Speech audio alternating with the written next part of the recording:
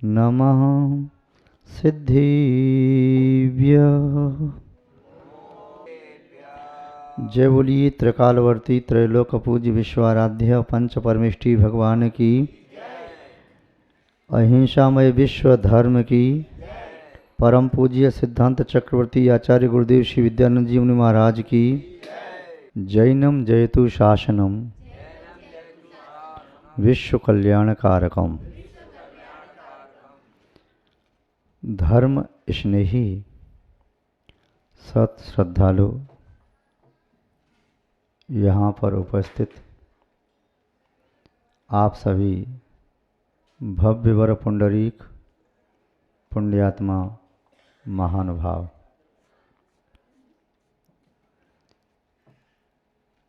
जो व्यक्ति समय के रहते हुए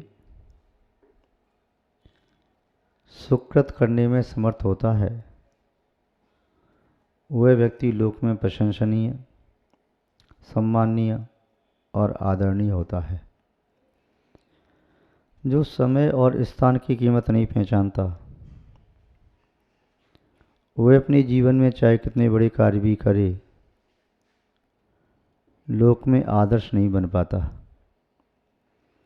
जो समय की कीमत जानता है और स्थान का महत्व जानता है, तो ऐसा अल्प ज्ञानी, अल्प पुरुषार्थी भी श्रद्धा का पात्र होता है, सम्मान को प्राप्त कर लेता है। लोग उसके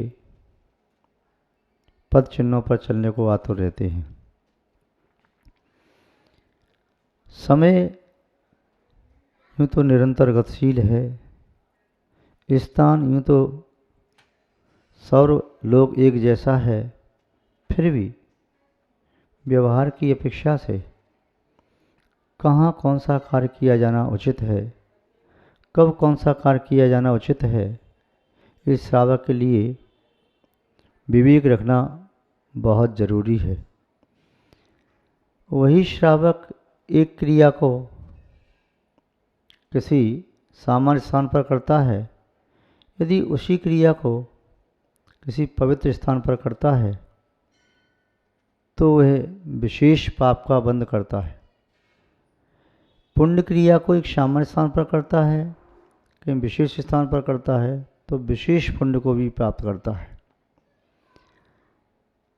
जीवन सार्थक हो, कृत्य कृत्य हो, धन्यवाद के योग्य हो, यह संभव है, किंतु तभी जब हम जीवन के प्रति जागरूक हो जाएं।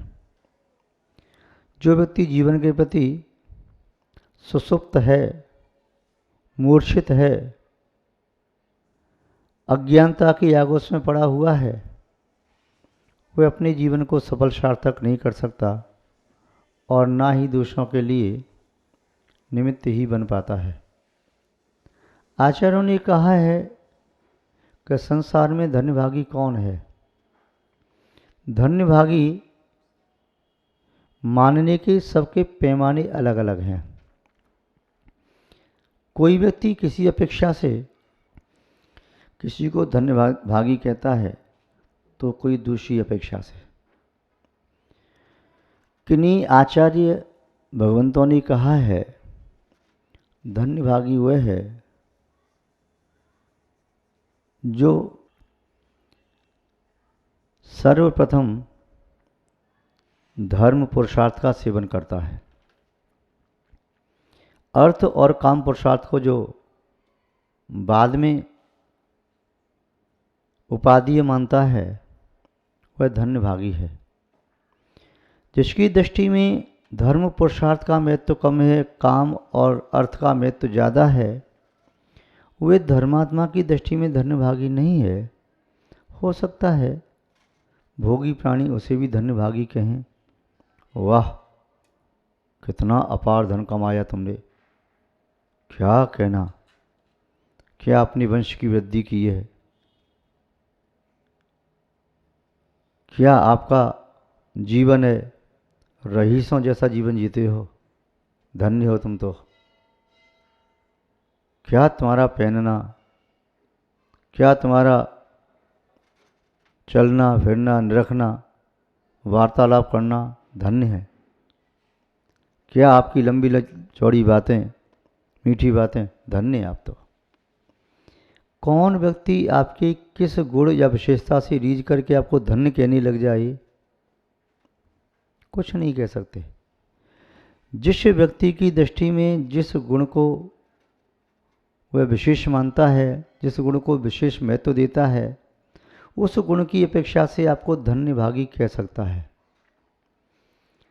कोई आपके रूप को देख करके कह सकता है वाह धन्य है, कैसा सुंदर रूप पाया आपने। कोई आपके कंठ को सुन करके कह सकता है क्या मधुर कंठ है, ऐसा लगता है कर्ण प्यासे चातक की तरह से हमेशा आतुरी रहते हैं। कोई व्यक्ति आपके शारीरिक बल को देख करके कह सकता है धन्य है, क्या सामर्थ्य प्राप्त किए शरीर की।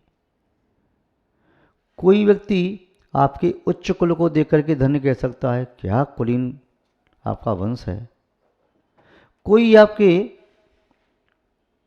पितृजन संबंधीजन यदि उच्च अवस्था को प्राप्त हैं, उसे देख करके कह सकता है वाह क्या आपने ऐसी अवस्था प्राप्त की, वे आपके संबंधी हैं, वाह वे आपके मित्र हैं, वाह धन्य आप तो संसार में ऐसे धन्य धन्य कहने वाले बहुत से लोग हो सकते हैं, किंतु वह धन्यता वास्तव में आपको धन्य कर पाएगी कि न कर पाएगी विचारणीय है।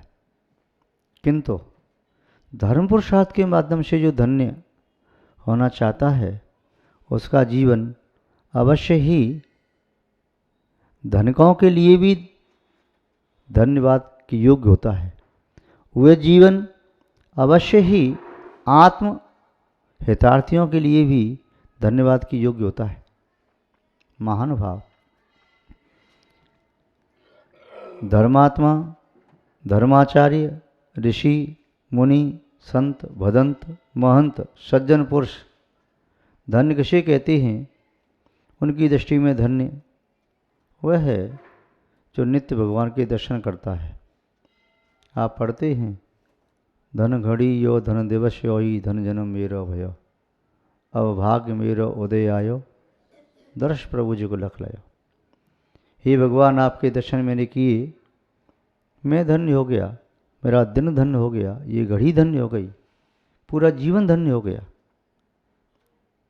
तो उधर अभिषेक पाठ में पढ़ते हैं धन धन्य है ते भाग, वे जीव धन्य धन्य हैं जो भगवान का अभिषेक करें। पूजन में कहा धन धन्य है वे जीव जो मंदिर के ऊपर कलशा चढ़ाते हैं। धन धन्य है वे जीव जो जनाले बनवाते हैं। धन्य है वे पुरुष जिन्होंने भगवान की वेदी बनवाई। धन्य है वे पुरुष जिन्होंने सम्यक ज्ञान का प्रचार प्रसार करने के लिए शास्त्रों का प्रकाशन कराया। धन्य है वे पुरुष जो सिद्धों की उपासना करते हैं, आराधना करते हैं, विधान रचाते हैं। धन्य है वे पुरुष जो रथोत्सव करते हैं। कवियों ने आचार्यों ने इस प्रकार से कितनी व्याख्या की है। धन्य भागी वह है जो गुरु के चरणों की उपासना करता है। बड़ भागी धन्य भागी। धन्य वह है जो आत्महित के लिए जागरूक हो गया, अपनी आत्मा को जानने के लिए, अपनी आत्मा को प्राप्त करने के लिए वह भी धन्य भागी है। अन्य आचार्यों ने कहा जो तीनों संध्या कालों में सामय करता है वह धन्य भागी है, क्योंकि वही व्यक्ति तीन प्रकार के कर्मों को नष्ट करने में समर्थ होता है। वही जीव तीन लोक का नाथ बनने में समर्थ होता है। तो कबीर रत्नाकर कहते हैं धन्य भरत चक्रवर्ती जिन्होंने दिग्विजय की और 6 खंड का राज प्राप्त किया। तो दूसरे आचार्य कहते हैं धन्य भरत चक्रवर्ती जो नित्य दिगंबर मुनराजों को आहार देकर के आहार करते हैं। तीसरे आचार्य कहते हैं धन्य भरत चक्रवर्ती जो तीनों संध्या काल में सामय करते हैं। अगले महानुभाव कहते हैं धन्य हैं दीक्षा लेते ही अंतर्मूर्त में केवल ज्ञान को प्राप्त कर लिया। धन्य वह ग्वाला भी है जिस सुवग नाम के ग्वाले ने रात्रि भर मुनि महाराज की वैयावती की।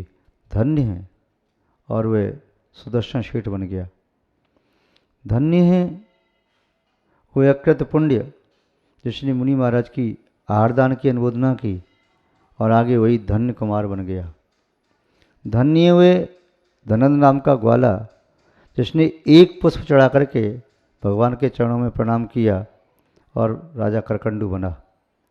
धन्य है वह चंदन वाला जिसने अपनी नारी पर्याय को सार्थक कर लिया भगवान महावीर स्वामी को आहार दे करके। धन्य वे दीपपत और खेपत जिन्होंने शिखर जी में निर्वाण भूमि पर भगवान के चरणों में ज्वार के दाने चढ़ाए और उनकी भक्ति से वे ज्वार के दाने मोती बन गए। धन्य हुए महासती सीता जिसके शील के प्रभाव से अग्नि भी जल बन गई। धन्य हुए मेढक राजा शण्य के हाथी के पग तला करके मृत्यु को प्राप्त हुआ। भक्ति के भाव से वह स्वर्ग में जाकर के देव हुआ। ऐसे कितने उदाहरण हैं धन्य के। मातंग को भी धन्य कह दिया कि जो अहिंसा व्रत का पालन करके देव अवस्था को प्राप्त हुआ। कितनी क्षत्रियों को धन्य कहा, कितने पुरुषों को धन्य कहा। आचार्यों की धन्य की व्याख्या अलग है और आपकी धन्य की व्याख्या अलग है। आप कहने लगते हैं ये बालक कौन है? अरे ये तो IAS अधिकारी है, तो ये तो जज है। अच्छा, इतनी छोटी उम्र में ये IAS अधिकारी बना, IPS बना, IRS या और भी कोई ऊंची पोस्ट पर पहुंच गया। वाह, धन्य यह बालक और धन्य इसके माता पिता, या जिसके कुल में कोई त्यागवती जन्म लेते हैं। धन्य इसके माता पिता जिन्होंने ऐसे पुत्र को जन्म दिया, ऐसी पुत्री को जन्म दिया। तो धन्य धन्य आप किसी प्रकार से कहते हैं, किंतु आचार्य पूज्यपाद स्वामी वह धन्य किसी कह रही है। उन्होंने अरहत भक्ति में लिखा है, चित्ते मुखे से रस पाणि पयोज युग में भक्ति स्तुतिम विनत मंजल मंजसैव चक्रियते चरि करीति यशर करीति तव देव स एव धन्य। हे जिनेन्द्र देव, आपके मत में धन्य वही है जो अपने चित्त में अनंत भगवान की भक्ति को स्थापित करता है। जिसके चित्त में अनंत का बिंब ऐसे प्रतिबिंबित होता है जैसे तस्वीर सामने लगी हो और जब देखो तब वही दिखाई देती है। अथवा दर्पण में जब भी आप सामने जाओ आपका प्रतिबिंब आपको दिखाई देता है। ऐसे ही आंख बंद करते या आंख खोल करके भी व्यक्ति अरहत बिंब को निरंतर देख सकता है। जिसके चित्त में अनंत भगवान का बीतरागी बिंब स्थायी रूप से विराजमान हो गया, टंकोत्कीर्णवत अरहत मुद्रा दिखाई देती है। लोग कहते हैं कि जब भी मुझे कोई प्रतिकूलता होती है मैं आंख बंद करता हूँ और जिन भगवान का डेली अभिषेक पूजन करता हूँ मेरे नेत्रों में वह बिंब आ जाता है। ऐसा लगता है मेरे हृदय में वह बिंब विराजमान है। आचार्य पूज्यपाद स्वामी भी उसी बात को कह रहे हैं, चित्ते भक्तिम, जिसके चित्त में अरहत आदि परमेष्ठी के प्रति निर्मल भक्ति विद्यमान रहती है। चित्त में कषाय का उद्रेक नहीं, चित्त में विषय वासना की कीचड़ नहीं, चित्त में अन्य प्रकार का विभाव परिणाम नहीं, चित्त में पाप प्रवृत्ति नहीं, चित्त में व्यसन आदि का दुष्कृत नहीं। चित्त निर्मल है। जैसे दर्पण निर्मल होता है तो उसमें अपना चेहरा भी साफ दिखाई देता है और दर्पण समल हो तो चेहरा भी समल दिखाई देता है। चित्त की निर्मलता अनंत भगवान को आपके अंदर आविर्भूत करती है। चित्त ज्यों ज्यों निर्मल होता जाता है, ज्यों ज्यों निर्मल होता जाता है, त्यों त्यों आपके चित्त में से ही अरहद बिंब प्रकट होने लगता है। जैसे पाषाण खंड को शिल्पकार तलाशता है, तराशते तराशते पहले तलाश लिया कौन सा पाषाण खंड मूर्ति के योग्य है। उस पाषाण खंड की बहुत तलाश थी और तलाशने पर मिल गया तो तराशना प्रारंभ हो गया। संसार के कुछ प्राणी ऐसे ही होते हैं, जिंदगी भर तलाशने में निकाल देते हैं और कुछ तलाश करके तराशने में निकाल देते हैं, कहीं पहुंच नहीं पाते। किंतु जिन्होंने अपनी आत्मा को ही एक अनगढ़ पाषाण मान करके उसको तराशना प्रारंभ किया और उसके लिए आउटलाइन अपने चित्त में, हृदय में स्थापित की। नया भवन बनाने वाला व्यक्ति पहले उसका नक्शा बनवाता है। कुंभकार भी यदि कलश बनाना हो तो उसके पहले भाव में कलश बनाता है, या और भी कोई आभूषण बनाने वाला, वस्त्र बनाने वाला द्रव्य में बनाने के पहले भावों में उसे साकार रूप दे देता है। उसी प्रकार जो भविष्य में परमात्मा बनने वाला है उसके चित्त में परमात्मा का रूप पहले आविर्भूत हो जाता है, तभी वह उसे अपना आदर्श और उद्देश्य बना करके बढ़ना प्रारंभ करता है। तब आचार्य महोदय कह रहे हैं, चित्त में अहरनिश भक्ति उमड़ती रहती है। जैसे समुद्र में जल होता है, हवा चलने पर लहरें उठती हैं, ऐसे ही चित्त में जिसके श्रद्धा का नीर भरा हुआ है और जैसे ही कोई निमित्त पाया वैसे ही भक्ति की लहर उठने लगती है। श्रद्धा का नीर नहीं होता है तो भक्ति की लहर नहीं उठती। श्रद्धा का सूर्य न हो तो भक्ति का प्रकाश न आए, श्रद्धा का पुष्प न हो तो भक्ति की सुगंधी न आए, श्रद्धा का फल न हो तो भक्ति की मिठास न आए, श्रद्धा की अग्नि न हो तो भक्ति की उष्णता न आए। ये एक दूसरे के बिल्कुल अविनाभावी हैं। तो चित्त में भक्ति का वास हो, मुखे स्तुति